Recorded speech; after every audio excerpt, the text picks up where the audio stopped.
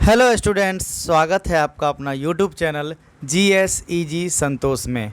और आज हम बात करने वाले हैं हिस्ट्री के थर्ड चैप्टर की बात करेंगे, फोर्थ चैप्टर की बात करेंगे। 1, 2 और 3 हिस्ट्री का 3 चैप्टर कंप्लीट हो चुका है, जिसका हम लोग ऑब्जेक्टिव डिस्कस कर चुके हैं। और आज हम लोग चौथे चैप्टर की बात करेंगे, ऑब्जेक्टिव चौथे चैप्टर का हिस्ट्री का 10+2 के हिस्ट्री का चौथे चैप्टर की बात करेंगे। तो चलिए, चौथा चैप्टर हमारा बौद्ध धर्म और जैन धर्म से संबंधित है। तो चलिए आज शुरू करते हैं आज का पहला प्रश्न। ठीक है, अगर आपको अच्छा लगे तो लाइक ज़रूर कीजिए। तो चलिए शुरू करते हैं पहला क्वेश्चन आज का। तो आज का हमारा पहला क्वेश्चन है कि ऋग्वैदिक कालीन लोग जो हैं, ऋग्वैदिक कालीन लोग उस किसकी पूजा करते थे। ऋग्वैदिक काल के लोग जो थे वो किसकी पूजा करते थे? तो ये प्रकृति की पूजा करते। किसकी पूजा करते थे? प्रकृति की पूजा करते थे। हम लोग अगर बात करें ऋग्वैदिक काल की, तो ऋग्वैदिक काल का जो पीरियड है वो 1500 से 1000 ईस्वी पूर्व तक का है। 1500 से 1000 ऋग्वैदिक। वैदिक काल को 2 भागों में बांटा गया है, एक ऋग्वैदिक काल, दूसरा उत्तर वैदिक काल। तो ऋग्वैदिक काल का जो समय है वो 1500 से 1000 है, और उत्तर वैदिक काल का जो पीरियड है वो 1000 से 600 तक है। ठीक है, चलिए अगले क्वेश्चन की तरफ हम लोग चलते हैं। हमारा अगला क्वेश्चन है कि उत्तर वैदिक काल की बात करते हैं। किसकी बात करेंगे? उत्तर वैदिक काल की बात करेंगे। उत्तर वैदिक काल की बात करते हैं तो उत्तर वैदिक काल के अंत तक किसकी पूजा होने लगी थी? उत्तर ऋग्वैदिक काल में हम लोग देखें कि प्रकृति की पूजा हो रही थी। किसकी पूजा? प्रकृति की। लेकिन जब उत्तर वैदिक काल की हम लोग बात करेंगे तो इसमें होगा ब्रह्मा, विष्णु और महेश। किसकी पूजा हो रही थी? ब्रह्मा, विष्णु और महेश की पूजा। ब्रह्मा, विष्णु और महेश की पूजा हो रही थी। ठीक है, चलिए फिर अगला क्वेश्चन की तरफ हम लोग चलते हैं। हमारा अगला क्वेश्चन है कि सांची के स्तूप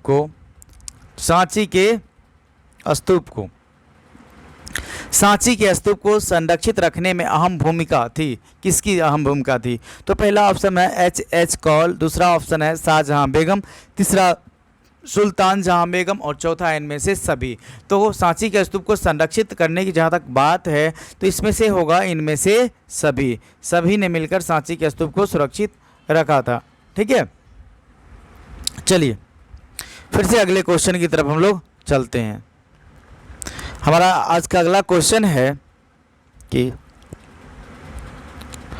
जो सांची का स्तूप है, वो सांची का जो स्तूप है वो किस ज़िले में स्थित है? मध्य प्रदेश के किस ज़िले में स्थित है? तो हम लोग जानते हैं सांची का स्तूप है मध्य प्रदेश के रायसेन ज़िले में स्थित है। सांची का स्तूप मध्य प्रदेश के किस ज़िले में स्थित है? तो सांची का स्तूप जो है वो मध्य प्रदेश के रायसेन ज़िले में स्थित है। चलिए अगले क्वेश्चन की बात करते हैं। हमारा आज का अगला क्वेश्चन है कि निम्न में से गौतम बुद्ध के शिष्य कौन थे? क्वेश्चन क्या है कि निम्न में से गौतम बुद्ध के शिष्य कौन थे? इसमें से तो आनंद भी गौतम बुद्ध के शिष्य थे, कश्यप भी थे, सारीपुत्र एवं गौदरालयन भी थे, और इनमें से सभी होगा। इसका आंसर क्या होगा? इनमें से सभी को लगाना है। ठीक है, तो चलिए अगले क्वेश्चन की तरफ हम लोग चलते हैं। हमारा आज का अगला क्वेश्चन है कि कुंडल वन में चतुर्थ बौद्ध संगीति किस शासक के काल में हुई थी? कुंडल वन में चतुर्थ बौद्ध संगीति का जो आयोजन किया गया था उससे किस शासक के काल में हुआ था? तो सबसे पहले हम ये आपको बता दें कि बौद्ध धर्म के अनुसार 4 बौद्ध संगीतियाँ बुलाई गई थी, जिसमें पहली जो बौद्ध संगीति हुई थी वो राजगीर में हुई थी, दूसरा हुआ था वैशाली में, तीसरा हुआ था पाटलिपुत्र, और चौथा जो हुआ था वो हुआ था कुंडलवन कश्मीर में हुआ था। तो यहाँ बात की जा रही है कि चतुर्थ बौद्ध संगीति जो हुई है कुंडलवन कश्मीर में, उस समय शासक कौन थे? तो उस समय शासक कनिष्क थे। कौन थे? कनिष्क थे। जब शासक की बात करें तो प्रथम बौद्ध संगीति के समय शासक जो था वो अजातशत्रु था, दूसरे के समय कालाशोक, तीसरे के समय अशोक, और चौथे के समय कनिष्क था। तो चलिए इसका राइट आंसर होगा कनिष्क। चलिए अगले क्वेश्चन की तरफ हम लोग चलते हैं।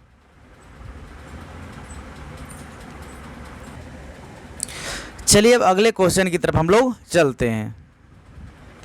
हमारा आज का अगला क्वेश्चन है कि संलेखन की अगर बात करें, संलेखन द्वारा मृत्यु का विधान किस धर्म में से?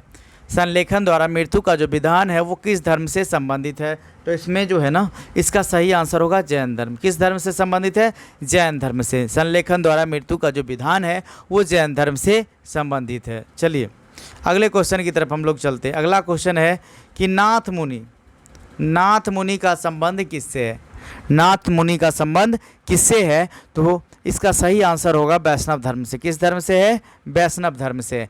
नाथ मुनि का संबंध किस धर्म से है? वैष्णव धर्म से है। चलिए अगले क्वेश्चन की तरफ हम लोग चलते हैं। अगला क्वेश्चन है कि कालिदास, भयभूति, सुबंधु और बाणभट्ट आदि किस धर्म के अनुयायी थे? कालिदास, भयभूति, सुबंधु एवं बाणभट्ट किस धर्म के अनुयायी थे? किस धर्म को ये सब मानते थे? तो इसका जो सही आंसर की अगर हम बात करें तो इसका सही आंसर होगा शैव धर्म। किस धर्म को मानते थे ये सब?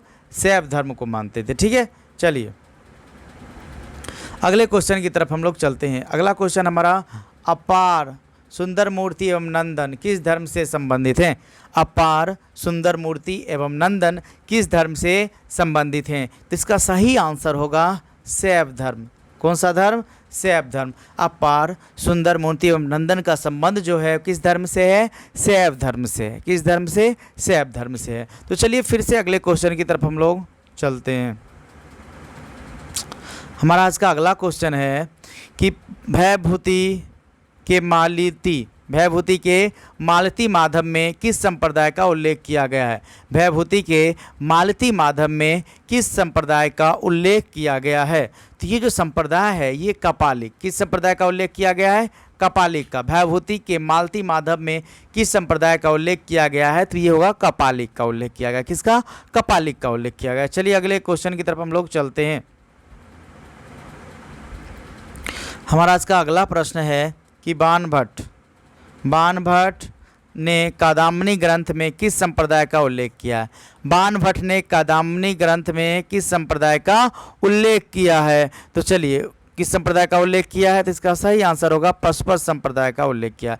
किस संप्रदाय का उल्लेख किया है? तो पशुपत संप्रदाय का उल्लेख किया है। चलिए अगले क्वेश्चन की तरफ हम लोग चलते हैं। हमारा आज का अगला क्वेश्चन है कि महात्मा बुद्ध को ज्ञान की प्राप्ति कहाँ हुई थी? महात्मा बुद्ध को ज्ञान की प्राप्ति कहाँ हुई थी? तो ये बोध गया में हुई थी। कहाँ हुई थी? बोध गया में। महात्मा बुद्ध 6 वर्ष की कठिन तपस्या के बाद उनको ज्ञान की प्राप्ति हुई थी। वो 29 वर्ष की अवस्था में गृह त्याग किए थे और 6 वर्ष की कठिन तपस्या के बाद बोध गया में उनको ज्ञान की प्राप्ति हुई थी। चलिए अगले क्वेश्चन की तरफ हम लोग चलते हैं। हमारा आज का अगला प्रश्न है कि श्वेतांबर और दिगंबर की बात करें तो श्वेतांबर और दिगंबर का जो संबंध है वो किस धर्म से है? श्वेतांबर और दिगंबर का संबंध किस धर्म से है? तो ये किस धर्म से है? जैन धर्म से। श्वेतांबर और दिगंबर जो है वो जैन धर्म के 2 संप्रदाय हैं। श्वेतांबर और दिगंबर जो हैं वो जैन धर्म के क्या है? 2 संप्रदाय हैं। श्वेतांबर और दिगंबर का संबंध किस धर्म से है? जैन धर्म से। चलिए अगले क्वेश्चन की तरफ हम लोग चलते हैं। हमारा आज का अगला प्रश्न है, वीरशैव आंदोलन के जनक कौन है? वीरशैव आंदोलन के जनक कौन है? तो इसका सही आंसर होगा वासवन्ना। वीरशैव आंदोलन के जनक कौन है? वासवन्ना है। ठीक है, वीरशैव, इसी को लिंगायत भी कहा जाता है। तो वीरशैव आंदोलन के जनक कौन है? वासवन्ना है। चलिए अगले क्वेश्चन की तरफ हम लोग चलते हैं। अगला क्वेश्चन है कि बौद्ध परंपरा के अनुसार अशोक ने कितने स्तूप बनाए? बौद्ध धर्म के अनुसार अशोक ने कितने स्तूप बनवाए थे? तो इसका सही आंसर होगा 84,000 स्तूप बनाए थे। कितने स्तूप का निर्माण किया गया था? 84,000। बौद्ध परंपरा के अनुसार अशोक ने कितने स्तूप का निर्माण करवाया था? 84,000 स्तूप का निर्माण करवाया था बौद्ध परंपरा के अनुसार अशोक ने। ठीक है, चलिए अगले क्वेश्चन की बात करें तो हमारा अगला क्वेश्चन है कि हीनयान पुस्तकें किस भाषा में लिखी गई है या किस भाषा में है? हीनयान और एक है महायान। ठीक है, हीनयान और महायान ये बौद्ध धर्म के 2 संप्रदाय हैं। हीनयान और महायान क्या है? बौद्ध धर्म के 2 संप्रदाय हैं। तो यहाँ बात की जा रही है कि हीनयानी पुस्तक किस भाषा में लिखी गई है? तो इसका सही आंसर होगा पाली भाषा। इसका सही आंसर क्या होगा? पाली भाषा होगा। तो चलिए अगले क्वेश्चन की तरफ हम लोग चलते हैं। आज का अगला क्वेश्चन है हमारा कि धर्म ग्रंथ सूक्त पिटक किस धर्म से संबंधित है। अगर हम लोग धर्म ग्रंथ सूक्त पिटक की बात करें तो किस धर्म से संबंधित है, तो इसका सही आंसर होगा बौद्ध धर्म से संबंधित है। त्रिपिटक की अगर बात करें, त्रिपिटक, बौद्ध धर्म में त्रिपिटक की बात करें तो त्रिपिटक में का अर्थ होता है 3 टोकरियाँ। त्रिपिटक में आते हैं सूक्त पिटक, अभिधम्म पिटक और सूक्त पिटक, अभिधम्म पिटक और विनय पिटक। सूक्त पिटक, अभिधम्म पिटक और विनय पिटक, ये त्रिपिटक में आते हैं। त्रिपिटक का अर्थ होता है 3 टोकरियाँ। चलिए, धर्म ग्रंथ सूक्त पिटक किस धर्म से संबंधित है, तो बौद्ध धर्म से संबंधित है। चलिए अगले क्वेश्चन की तरफ हम लोग चलते हैं। हमारा आज का अगला प्रश्न है कि बुद्ध के बचपन का नाम क्या था। अगला प्रश्न क्या है कि बुद्ध के बचपन का नाम क्या था, तो बुद्ध के बचपन का नाम सिद्धार्थ था। बुद्ध के बचपन का नाम क्या था, सिद्धार्थ था। चलिए, तो गौतम बुद्ध का जन्म हुआ था वो कब हुआ था, 563 ईस्वी पूर्व कपिलवस्तु के लुम्बिनी में हुआ था और इनके बचपन का नाम सिद्धार्थ था। चलिए अगले क्वेश्चन की तरफ चलते हैं। अगला क्वेश्चन जो है, तृतीय बौद्ध संगीति का आयोजन कहाँ हुआ था। तृतीय बौद्ध संगीति का आयोजन कहाँ हुआ था, तो इसका सही आंसर होगा पाटलिपुत्र। तृतीय बौद्ध संगीति का आयोजन कहाँ हुआ था, पाटलिपुत्र। जैसा कि हम लोग जानते हैं कि पाटलिपुत्र की अगर बात करें तो पाटलिपुत्र जो है वहाँ तृतीय बौद्ध संगीति का आयोजन किया गया था अशोक के शासनकाल में। अशोक, जब उस समय अशोक के शासनकाल में तृतीय बौद्ध संगीति का आयोजन किया गया था। हम लोग अगर बौद्ध संगीति की बात करें तो इससे पहले भी हम लोगों ने चर्चा किया है कि बौद्ध संगीति, जो प्रथम बौद्ध संगीति हुई थी वो हुई थी राजगीर में, दूसरा वैशाली, तीसरा पाटलिपुत्र और चौथा कुंडलवन कश्मीर में हुई थी। चलिए अब अगले क्वेश्चन की तरफ हम लोग चलते हैं। हमारा अगला क्वेश्चन है कि गौतम बुद्ध का जन्म स्थान कहाँ है। गौतम बुद्ध का जन्म कहाँ हुआ था, तो इसका सही आंसर होगा कपिलवस्तु में। कहाँ हुआ था, कपिलवस्तु के लुम्बिनी नामक स्थान में हुआ था। महात्मा बुद्ध या इसी को गौतम बुद्ध कहा जाता है, तो महात्मा बुद्ध का जन्म कहाँ हुआ था, वो हुआ था कपिलवस्तु के लुम्बिनी, जो वर्तमान में नेपाल का क्षेत्र में आता है। तो कपिलवस्तु के लुम्बिनी में महात्मा बुद्ध का जन्म 563 ईस्वी पूर्व में हुआ था। चलिए अगले क्वेश्चन की तरफ हम लोग चलते हैं। हमारा आज का अगला प्रश्न है कि जैन धर्म के 24वें तीर्थंकर कौन थे। जैन धर्म के 24वें तीर्थंकर कौन थे, तो ये होंगे महावीर स्वामी।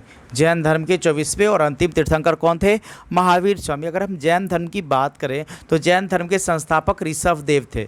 जैन धर्म के संस्थापक कौन थे, ऋषभदेव थे। और जैन धर्म के 23वें तीर्थंकर पार्श्वनाथ थे। और जैन धर्म के 24वें और अंतिम तीर्थंकर के रूप में हम लोग महावीर स्वामी को जानते हैं। तो चलिए अगले क्वेश्चन की बात करते हैं हम लोग। आज का अगला क्वेश्चन है कि प्रथम बौद्ध संगीति किस शासनकाल में हुई है।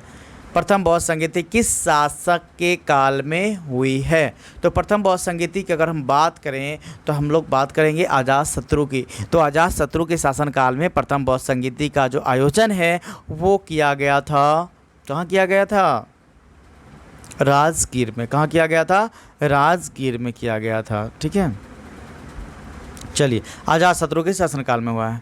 अगले क्वेश्चन की तरफ हम लोग चलते हैं। हमारा आज का अगला प्रश्न है कि प्राचीन भारत का प्रसिद्ध विश्वविद्यालय कहाँ स्थित था। अगर हम बात करें तो प्राचीन भारत का विश्व प्रसिद्ध विश्वविद्यालय कहाँ स्थित है, तो वो नालंदा में स्थित है। कहाँ स्थित है, नालंदा में स्थित है। प्राचीन भारत का विश्व प्रसिद्ध विश्वविद्यालय कहाँ स्थित है, नालंदा, बिहार में स्थित है। चलिए अगले क्वेश्चन की तरफ हम लोग चलते हैं। अगला क्वेश्चन है हमारा कि त्रिपिटक साहित्य का संबंध किससे है। इससे पहले वाले क्वेश्चन में भी हमने डिस्कस किया है कि त्रिपिटक में आता है विनय पिटक, सूक्त पिटक और अभिधम्म पिटक। त्रिपिटक का अर्थ होता है 3 टोकरियाँ। तो ये बौद्ध धर्म से संबंधित है। किस धर्म से संबंधित है त्रिपिटक का संबंध, बौद्ध धर्म से है। त्रिपिटक का संबंध किस धर्म से है, बौद्ध धर्म से है। चलिए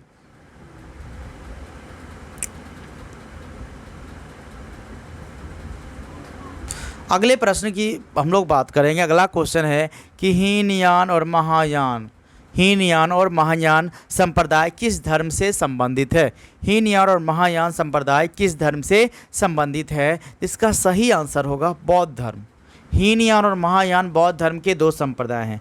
हीनयान महायान बौद्ध धर्म के संप्रदाय हैं। किस धर्म के संप्रदाय हैं, बौद्ध धर्म।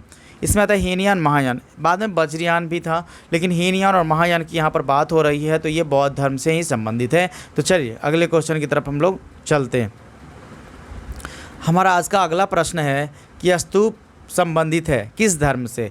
स्तूप का संबंध किससे है, जैन से है कि बौद्ध से है कि हिंदू से है या सिख से है। तो हम लोग बात करेंगे इसमें कि स्तूप का जो संबंध है वो बौद्ध धर्म से है। किस धर्म से है, बौद्ध धर्म से है। ठीक है, तो चलिए अगले क्वेश्चन की बात हम लोग कर लेते हैं।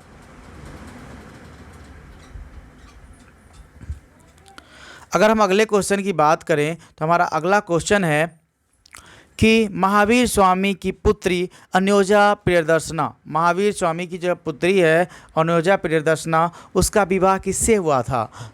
महावीर स्वामी की पुत्री का विवाह किससे हुआ था। महावीर स्वामी की पुत्री का नाम क्या था, अन्योजा प्रियदर्शना। तो उसका विवाह किससे हुआ था, तो जमाली से हुआ था। किससे हुआ था, जमाली से हुआ था, जो महावीर स्वामी का प्रथम शिष्य भी था। महावीर स्वामी का प्रथम शिष्य भी था जमाली। चलिए अगले क्वेश्चन की तरफ हम लोग चलते हैं।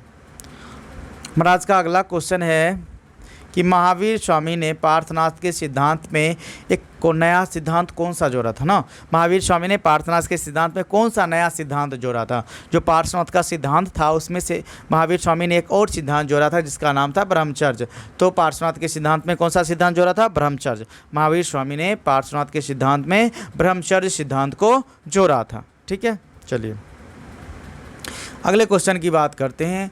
अगला क्वेश्चन है कि पुराणों की संख्या कितनी है। इसकी चर्चा हम लोग पहले भी कर चुके हैं। पुराणों की संख्या कितनी है, तो इसमें पुराणों की संख्या कितनी है, 18। पुराणों की संख्या कितनी है, 18। इससे पिछले वाले चैप्टर में भी हम लोगों ने इस क्वेश्चन को देखा था। जो हमारे पिछले वीडियो को नहीं देखे हैं वीडियो को ज़रूर देखें, ठीक है, क्योंकि ये बहुत इंपॉर्टेंट क्वेश्चन है, ठीक है, एग्जाम के पॉइंट ऑफ व्यू से। तो चलिए अगले क्वेश्चन की तरफ हम लोग चलते हैं। हमारा आज का अगला क्वेश्चन है कि अशोक द्वारा प्रचलित बौद्ध धर्म का कहाँ प्रचलित नहीं हुआ। अशोक द्वारा प्रचलित बौद्ध धर्म कहाँ प्रचलित नहीं हुआ।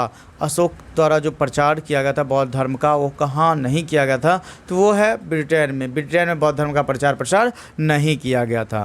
ब्रिटेन में बौद्ध धर्म का प्रचार प्रसार नहीं किया गया था। तो चलिए फिर से अगले क्वेश्चन की तरफ हम लोग चलते हैं। हमारा अगला क्वेश्चन है कि महावीर का जन्म कहाँ हुआ था। तो महावीर के जन्म की अगर हम बात करें तो महावीर का जन्म जो हुआ था वो कुंडग्राम वैशाली बिहार में हुआ था। कुंडग्राम वैशाली बिहार में हुआ था। महावीर का जन्म की बात करें तो महावीर का जन्म 599 ईस्वी पूर्व में कहाँ हुआ था, कुंडग्राम वैशाली बिहार में। कहीं कहीं जन्म के ऊपर संदेह मतलब 540 ईस्वी पूर्व भी लगाया जाता है, लेकिन नया अगर एनसीईआरटी की बात करें तो उसमें 599 ईस्वी की बात की गई है। तो महावीर स्वामी का जन्म कुंडग्राम वैशाली बिहार में 599 ईस्वी पूर्व में हुआ था। ठीक है, चलिए अगले क्वेश्चन की बात हम लोग करते हैं। अगला क्वेश्चन हमारा, प्राचीन भारत में धर्म की शुरुआत किसने की थी। प्राचीन भारत में धर्म की शुरुआत किसने की थी। तो प्राचीन भारत में धर्म की शुरुआत अशोक ने की थी। किसने की थी, अशोक ने की थी। ठीक है, चलिए अगले क्वेश्चन की तरफ हम लोग चलते हैं। हमारा आज का अगला क्वेश्चन और लास्ट क्वेश्चन है। हमारा आज का अगला क्वेश्चन और ये लास्ट क्वेश्चन है हमारा कि चौथी बौद्ध समिति किस शासक के काल में हुई है, ये आप लोग को बताना है। आज का ये लास्ट क्वेश्चन है कि चौथी बौद्ध समिति जो है किस शासक के काल में हुई है, आप लोग को बताना है कमेंट बॉक्स में। ठीक है, आप लोग कमेंट बॉक्स में ज़रूर इसका आंसर दीजिएगा। क्वेश्चन नंबर 34 ABCD क्या है इसका आंसर, वो ज़रूर दीजिएगा। बस ये आंसर का रहेगा मुझे इंतज़ार। तो आज के लिए बस इतना ही, फिर मिलते हैं एक नेक्स्ट वीडियो के साथ। तब तक के लिए नमस्कार।